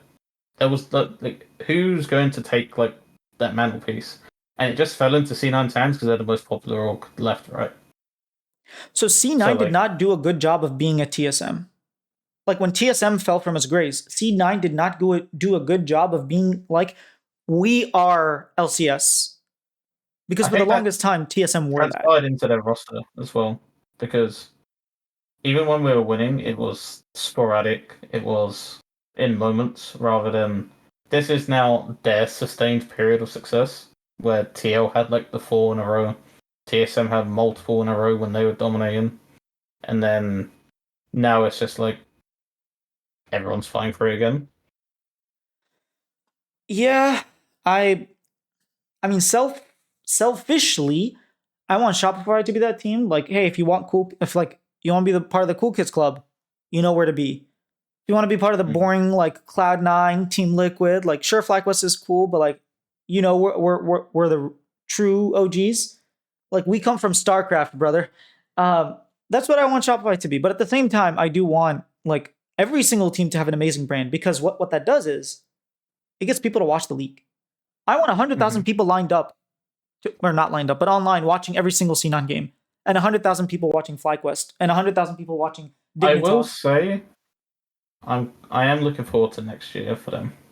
I can't say much, but I have had conversations specifically about like branding and identity, and there is like I will say there is plans.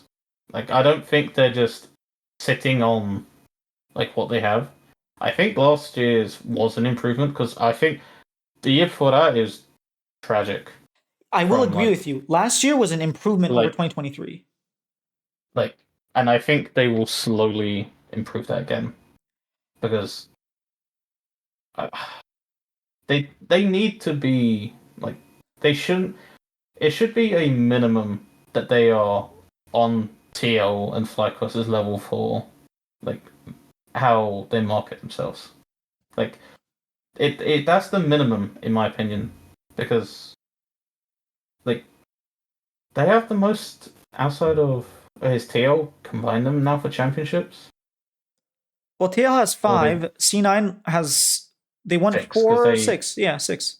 yeah Because they won 2 in a like row, and then they won like 4. they're the most winningest team outside like, now that TSM's gone. Like they should be like beefing themselves up. Like my team, Man United, is nowhere near where they should be.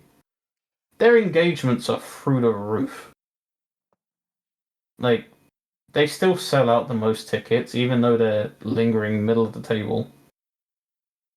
It's like this is what I wanted from C9 is even if you're not winning, that like there's a term we use in football when you're big. And like that's what I want C9 to feel like even though we're not playing well, we're massive. And like that's what we will always have over everyone else. I mean, I'd love that. I love when you're big, you're big. I really love that. We actually have a question from Joseph Lee, the developer. Do you guys think branding is more difficult since teams are not playing for their own state like other sports? I don't think it's more difficult. I think you just have to be. It's a different type of branding. Like for example, you know, Davidoff, the cologne. They're not based. They're worldwide. It's not difficult to have a brand that markets to a global audience or to the entire United States. I don't think it's difficult. I think it's a different type of branding. And I think it makes it a little bit easier when you have your own state, when you have like, or your own city, like LA Thieves or, New York City Cloud9. Uh, it definitely does make it maybe more simple, but I don't think it makes it easier. I think you still have to take those steps. And I think, Mm. like, my point is Cloud9, okay, every single LTA team is in LA, has a single team, besides, I've seen FlyQuest do it with Basel, not even with their team, has a single team really made LA their city? Has a single team, like, done activations all around LA and, like, partnered up with shops, partnered up with, like, not just that, I'm not saying, like, I know Cloud9 sometimes they'll do certain things with, like, certain shops, but just in general, like, for a long extended period of time. Can I go to a boba shop anytime, Cloud9 are playing and they have their games on the TV? Can I go say I'm a Cloud9 fan? Can I show it somewhere? And the answer is no. Not a single team has done that in LA. So, like, look, if Mm. you wanted to be non officially the LA team, if you wanted LA to just be Cloud9's hub, to be TL's hub, you could have done that, but you didn't. So, I don't even think if you gave them a state, they would do a good job because they're not doing a good job where they are right now. They're We'll not see how they collaborating. do with New York because now they actually have a city-based team. Um, It's a different I game. wish I wish I knew how they did it for London because they had the London Spitfire, and like I can't remember if they did anything. Like I wouldn't know. I didn't watch the Overwatch League, but I'd love to know if there was fans in that time period. Like what was they doing? I think maybe I heard a couple of like watch parties in London, but I didn't really pay attention. Like, I will say I think this: most. Hang on. I'm not in LA, but I've never heard of anyone say, "Oh my god, I get TikToks, I get ads on my TikTok, my YouTube pre-roll, that kind of stuff about Cloud9 in LA." Whether it's like, "Hey, we are the LA team," or like, "Hey, LA, what's going on? We're having an event. Hey, LA," like none of that. And I said this multiple times. Blabber came very close to his hometown when he was playing in 2023 finals. And I didn't see a Mm. single piece, paid or unpaid, of them saying, "Yo, hey Maryland, hey DMV, I'm back And what's home your favorite player? Like, in Jersey. Like, come watch me play. I can't wait to see my friends and family again." Like, nothing, nothing. So I don't think they would do a very good job at localize. Maybe then they bring in experts who are good at localization, and then it would be different. But I don't have faith. I do want to open this up, and maybe we can clip this later and post it. But if you have questions, you can leave it in the comments, and we will try the next episode to like pull those comments up, because we did get a question last episode, and obviously you can ask right now. Um, but we have a question from Pantalemon 2795. If you don't want me to read your name, just tell me. But I am going to read your name. Um, he says, "I'm a huge advocate for an international nations tournament and regional cups as well. Would be a fun topic to discuss with the announcement of Olympics approval next year.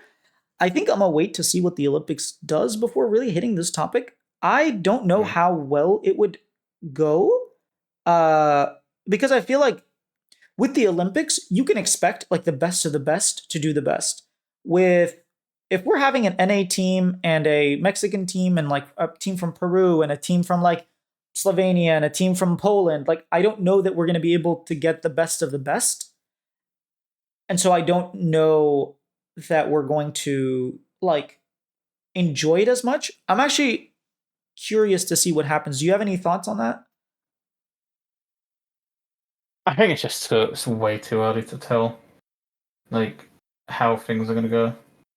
There's there's a lot of countries, a lot of like good players.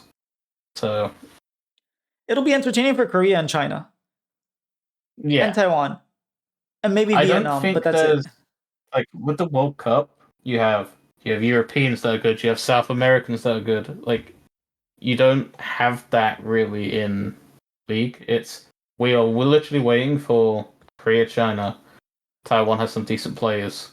Like we're just waiting for that rise up. Yeah, so I don't know how exciting. It also really depends on the branding. If the branding is like, "Hey, we have like a bajillion games, come watch your favorite country or favorite teams play," that's one thing. If they're gonna brand it as like this prestigious event, I think it actually do worse. So I am Mm. excited to see what they do. Um, Wish we saw more people I like think Yuji. Yeah, Yuji got screwed. I think Joseph Lee also asked this question. How do you guys feel about APA's branding slash marketing efforts as Captain Yapper? I love it. It I gives him a like it. personality. Haven't they done this before? I'm pretty sure one of the CS players had like the Captain America like shield when they walked out in one of the majors. I think.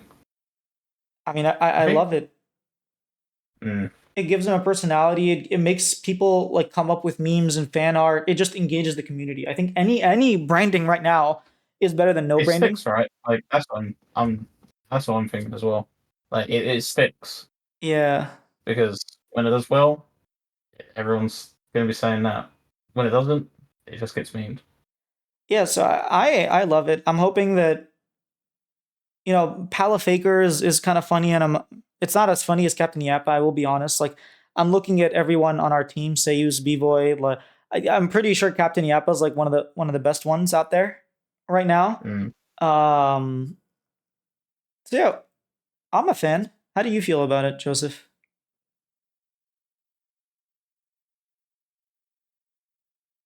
But yeah, I if you think have the Swole. what's that? Thinking about like other like names, the Swole Bros was a pretty good one. That could have been. Yeah, the problem is it didn't last long enough, but that would have been Yeah. a really easy like marketing thing. I agree, dude. They could like get dude, they could have done so many things. They could have done apparel brand like deals That's like, oh, if you're swole, if you want to show off your muscles, like, oh yeah. Mm.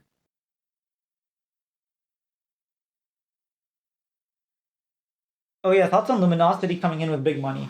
I'm pretty sure. So I think it was. Wait, is this leaking anything? No. Wait, I just want to make sure I'm not leaking anything. I think this was published on Twitter, but one second. Okay, Sheep Esports published this. Cincinnati Fear will have to sell their NACL slot following the decision of their parent company to cut League of Legends. So there's an opening and I don't know what's going on with NACL. I'm not surprised when people are leaving. I just feel like the motivation to be there is like not that great. Luminosity roster, they're gonna win. They're gonna promote. Like barring like a freak accident, I'm fairly certain that they're gonna make it in. You think I would agree Underworld with that. throwing money to get a shot is good to get into T1? No, I think it's right now tier 2. In my personal opinion, I'm not an expert on tier 2, but I truly believe it is a waste of money for any org unless you plan on being the tier 2 org. And when you promote, that's awesome. But unless your financial model is we are going to make tier 2 like great again and people are going to watch us because we're really really cool in tier 2 and we're going to sign all these really cool content creators like I will dominate, we'll like watch our team and like stream it or whatever, like whatever it is, unless you're going to actively say tier 2 is going to be profitable for us, which no one is doing as far as I'm aware, I think it's a bad idea. I don't know, do you have any thoughts? I just don't like the idea of these rosters. I don't like. I think it'd be good for tier 2 teams to get practice against these teams, but I just don't like that the promoted team's just going to be a recycling of like whatever play. Like, so let's just say Dig does terribly, Speaker's getting cut. He will be on the next NACL team that is looking to go up, for example. Just hypothetically thinking, like Speaker. I don't know where Book was going, but like it wouldn't surprise me. Like, you can make a pretty decent, like Luminosity have done, of like you can make a pretty decent team of the players that just wasn't able to make it in this split or this year. I don't enjoy that personally. I think it's not bad to have like a gatekeeper team. So like if this Luminosity roster doesn't win, you know the team coming in is going to beat DSG. Right? So I do feel like it does provide motivation for DSG to then like try to build a super. I would be more interested if there was a lot more of these teams. Is Premier where I should like phrase it, like if there was like multiple, like who's not in the league now that we could probably say deserves a spot, or I mean Dokla, Yuji, for mid lane you could say Jensen, for AD carry, I mean there's a bunch. right, like if you had these players just like scattered across NACL, I think that would be interesting. Maybe not. I think I would have liked at least like 2 or 3 of these teams. I know it maybe sounds like weird, but I just don't like the idea of one singular team that like it kind of gets boring. Like, oh, okay, this team's going up. At least like there'd be a battle of teams or players trying to fight their way back into LTA. Yeah. No, I feel like the problem with that is that then you create a situation where like you're raising the prices a lot on Yeah, because NACL and can barely exist. even like knowing some of the demands of these tier 2 players, like imagine what like a Jensen or a Dokler's asking for. Yeah. Like it's gonna be absurd. Yeah, so I it's gonna be really weird. I'm not excited for tier 2 this upcoming year, but because I do think that right now we're at like a turning point where we're going downhill and eventually we have to stop and figure out what we need to do and then start coming back up.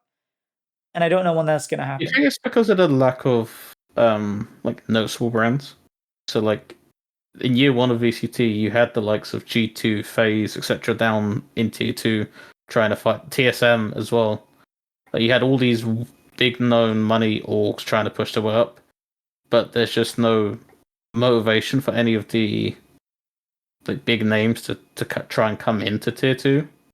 Like, could you imagine, like, if we had in NACL, you had TSM, FaZe, LG, and who else could you say? Maybe a Sentinels, you don't know. Like, these orgs trying to get into the LTA without having to pay a premium on like an LTA slot. Like, do you think it's just the lack of big names? I don't know. I don't know. I think it was. I want to say it was more of like we had really, really bad coaches for a long time. And we heard stories of like, oh yeah, we're the tier 2 academy. We're associated with the team. Our coach doesn't actually coach. And we just like, our scrims are nothing. We barely get any good scrims. Like, we're not actually developing.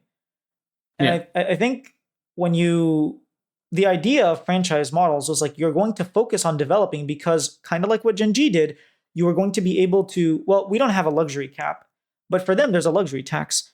And the fact that they got pays means they're able to pay him a rookie contract. And if you know how that works, because he was your rookie, you're able to pay him a minimum. Yep. If you were getting another player, you would have to pay him more. And so the fact that you picked him up and you developed him actually benefits you. We don't have any motivation in our tier 2 ecosystem, financial motivation, to develop them. Now, of course there is, because people like Masu were extremely cheap, Busio, extremely cheap for 100 Thieves when they got, like, yes, there was motivation. Like, Danny and Jojo were relatively cheap versus like his $250,000 or $750,000 going to Cloud9. Like, in general, the first rookie contract is going to not be the greatest. Mm-hmm. But the thing is, like, you're extracting a lot of value out of that and branding and yada yada yada. I just think that teams didn't value it enough because they were like, oh, we're just gonna buy Faker. We're just gonna buy, like, we're gonna bring Marin as our coach. We're gonna bring this person. We're gonna bring that person. And so they didn't really value building up their tier 2 because they were like, oh, our tier 2 is gonna be worse than than Korea's tier 2. So why invest in it? And we tried, and we sucked. So even though they didn't really try. Look, if you look at Valorant, no team has opted for the like partnership agreement that like league teams have been offered, where that you can partner with an NACL team. No VCT team has taken up that option because you have enough teams that are like a lot of big brands invested in development of tier 2 teams, and then if they get promoted, these players get picked up. And not only that, they just, when they get promoted, you're not taking someone's space, you're just adding your own space to the league. And I think like a lot of the top tier 2 players are just getting snapped up by the best tier 1 teams like Sentinels. I know NRG, like they all just wiped the good prospects, which is what you want to see. But I think sorry, just like speaking, it does desperately need big brands to come in. I don't think they will, but you do need big brands that are going to come in and say, no, we need to start working on our tier 2 system again. What's the ROI of that? You're going to come in, teams are going to you're going to overspend. You're not going to deliver on the money that you got. People aren't even going to watch tier 2 games, even if you're a big team, and you're probably not going to make it because if two big orgs make it, that's already 100% chance that one of them doesn't make it. Mm-hmm. So what's the ROI on that? It becomes like the same thing. Like, oh, our branding is we're going to win the LCS or LTA. You're not gonna. Like, just statistically speaking, you're not gonna. There's not a single team that has won every single split. It just doesn't happen in any league. Mm-hmm. So you're just not going to. And even if you're Cloud9, you can build the biggest, last year, FlyQuest built insane, stacked roster. 2023, Team Liquid brought in world champion Pilshik and Summit, MVP. They were going all out. FlyQuest were going all out 2023. Neither one of them won. 2024, C9 went all out. Didn't win. What do you do? You can't make winning the end all be all, which is why I don't necessarily like tier 2 if your end all be all is winning. I like it when it was closed because you could develop talent. People didn't develop talent, so you opened it so that you do develop talent because you want to promote. But then, yeah, it's not fair because there's only one slot. Yeah. Ooh, what do you think of the idea of 2 conferences in LTA? One conference doesn't allow imports, and the second conference is standard up to 2 imports. Everybody would want to be in the second one. No one would want to be in the first. Like every single team would be like, "Hey, we don't want to be in the first. We want to be in the second."